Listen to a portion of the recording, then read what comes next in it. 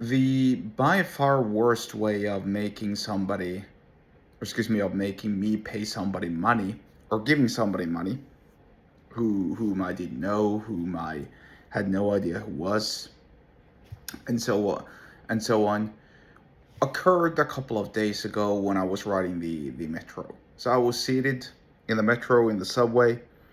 Some dude, some homeless dude, or some dude who pretended that he was homeless, who really didn't look like he was homeless at all, because he was clean shaven. He was actually shaved better than me. I got some, I'm a little furry, to say the least, right? It's been a few days since I've shaved myself. This guy was like clean, which is like sign number one that you're not homeless. Because if you're homeless, then how the hell can you afford to shave and be clean? Honest question. I haven't met so many. I haven't met any homeless people really, but when you're homeless, that's kind of like not the first thing that you're thinking about. Number two, he didn't smell or reek bad, which is another telltale sign. And number three, he appeared like very content. So instead of asking for money, he just put in a note where it said, "Help me, I've got a wife and two kids." He didn't write two, TWO. He wrote two with a number two. "Can you send me some money?" And he then attached the number to his cash app, wanting people to send him money. He didn't even say hello. He just put down the note. Then he looked away and sort of like, I think it was actually on his phone, which is like another major red flag, in my opinion.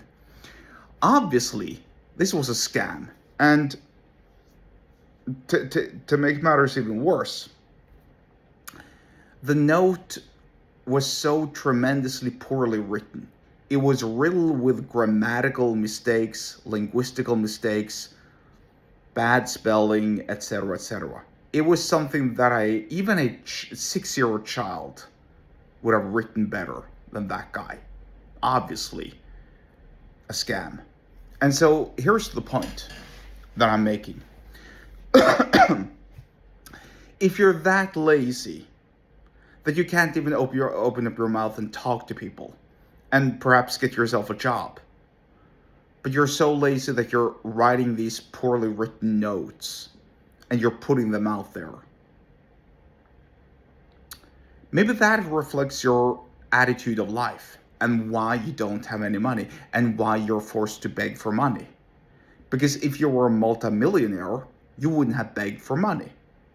But most multimillionaires, or a lot of multimillionaires actually, assuming that they're not a trust fund baby or that they have inherited like a large sum of money from their grandparents, whatever, most self-made millionaires are hard workers because they started with nothing, they built themselves up, and now they're here, and now they got money. I'm just squinting my eyes, excuse me for doing so. I don't know what came up. Anyway, the point being, such a lousy attempt will obviously not result in a lot of money. I mean, I'm assuming there are a few gullible souls out there who actually want to give money to this guy. And if you fall for an obvious scam like that, then you almost deserve to be robbed. This is kind of like when this happened about 10 years ago, 10 or 11 years ago. Somebody knocked on the door. They showed a photo of, or excuse me, they showed me a collection of Christmas cards because it was right before Christmas. No, they didn't even do that. They weren't sellers. They knocked on the door. They didn't say anything, but they showed me a note where it says, "Please help me, I'm deaf. Here's the cash receipt number where you can send me money." Obvious scams. It was so poorly done. I almost regret I didn't produce my phone and film them when they attempted their scams. My point is, if you're going to scam people, if you're going to make people give you your money, either through an honest or a dishonest way, and by the way, I'm not encouraging anybody to scam others.